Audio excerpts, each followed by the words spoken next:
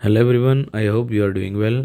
In this video, we will discuss 12th class mathematics exercise 11.2 question number 4. इस question में हमसे कहा गया है find the equation of the line which passing through the point 1 2 3 is parallel to the vector 3i plus 2j minus k. So my dear friend, आपको सबसे पहले मैं आपको बताना चाहूँगा कि अगर हमसे सीधा पूछा जाए इक्वेशन ऑफ लाइन आपको ऑलवेज ध्यान रखना है कि sir A vector equals to R vector equals to A vector plus lambda B vector. लेकिन इसमें इतना थोड़ा सा ध्यान रखेंगे कि ए वो पॉइंट है जिससे वो वेक्टर या पॉइंट वो पास हो रहा है, ठीक है, पासेस हो रहा है. वी वो वेक्टर है जिससे वो लाइन जिस पॉइंट से या जिस वेक्टर से वो पैरेलल है. तो ये बात ध्यान रखेंगे, ठीक है. तो अब क्वेश्चन पे फोकस करिएगा कि सर जो पॉइंट है जो पासेस थ्रू द पॉइंट यानी ये ए वेक्टर है. ए वेक्टर की वैल्यू आई प्लस ऐसे वेक्टर फॉर्म में कम चेंज करेंगे तो i plus 2j plus 3k. Okay, ये बी वेक्टर है और ये हमारे पास जो दे रखा है ये 3i plus 2j plus B, ये हमारे पास बी वेक्टर है.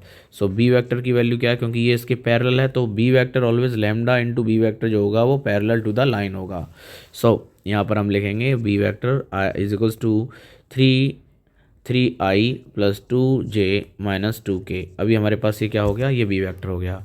सो सिंपली हम क्या लिखेंगे, equation of the line. Equation of the line क्या होगी, आर वेक्टर से रिप्रेजेंट करते हैं. R vector is equals to A vector plus lambda B vector. So ये हमारे पास हो जाएगा r vector is equals to A का value i plus 2j plus 3k plus lambda B vector. B vector की value 3i plus 2j minus 2k. ये हमारे पास इक्वेशन ऑफ लाइन हो गई इन टर्म्स ऑफ वेक्टर, यानी vector form में ये इक्वेशन है लाइन की. ओके, ये आपको ध्यान रखना है. अच्छा सर, ये हमने ध्यान रखना है, लेकिन अगर क्वेश्चन में ये पूछा जाए इसी का वेक्टर कार्टेशियन फॉर्म बनाइए. अभी आपने ये बना लिया कि हाँ सर हमने ये प्रूव कर दिया, ये हमारी क्या है, इक्वेशन है लाइन की. लेकिन इसी को जब हम कार्टेशियन फॉर्म में ब्रेक करते हैं तो आपको ध्यान रखना है कि सर इसमें इस इक्वेशन को कार्टेशियन फॉर्म में चेंज करेंगे. सो हो जाएगा x minus x1 upon a is equals to y minus b y minus y1 upon b is equals to z minus z1 upon c. भाई बहुत ध्यान से समझिएगा, यहाँ से 1 नंबर का या 2 नंबर का क्वेश्चन आपसे डेफिनेटली आपके एग्जाम में पूछा जाएगा.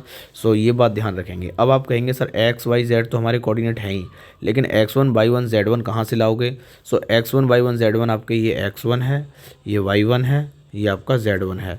और a b c कहाँ से लाएंगे सर, a ये है, b ये है, c ये है.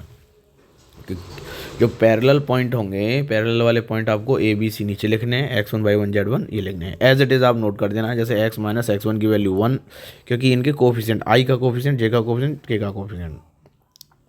और अपॉन में a का वैल्यू हमारे पास 3 is equals to y minus y1 का वैल्यू 2 अपॉन में इधर b का वैल्यू क्या आएगा, 2 आ जाएगा, is equals to z minus z1 का वैल्यू क्या है हमारे पास 3 है अपॉन c का वैल्यू क्या आ जाएगा, माइनस का 2. तो ये हमारा क्या हो जाएगा, कार्टेशियन फॉर्म हो गई. ये कार्टेशियन फॉर्म हो गई एंड ये हमारी वेक्टर फॉर्म हो गई. ठीक है, दोनों ही फॉर्म हमने बता दिया है अच्छे से, क्योंकि एग्जाम में आपसे किसी भी फॉर्म में दिया जा सकता है और फॉर्म चेंज करना आपको आना चाहिए. किसी इक्वेशन ऑफ लाइन का वेक्टर फॉर्म से कार्टेशियन फॉर्म और कार्टेशियन फॉर्म से रिवर्स वेक्टर फॉर्म आपको आना चाहिए. तो चलिए, आई होप आपके ये क्वेश्चन बहुत अच्छे से समझ में आया होगा. और इसी टाइप के क्वेश्चन आपके एग्जाम में सीधे डायरेक्ट पूछे जाते हैं. तो मिलते हैं नेक्स्ट वीडियो में, जब तक के लिए बाय बाय, टेक केयर.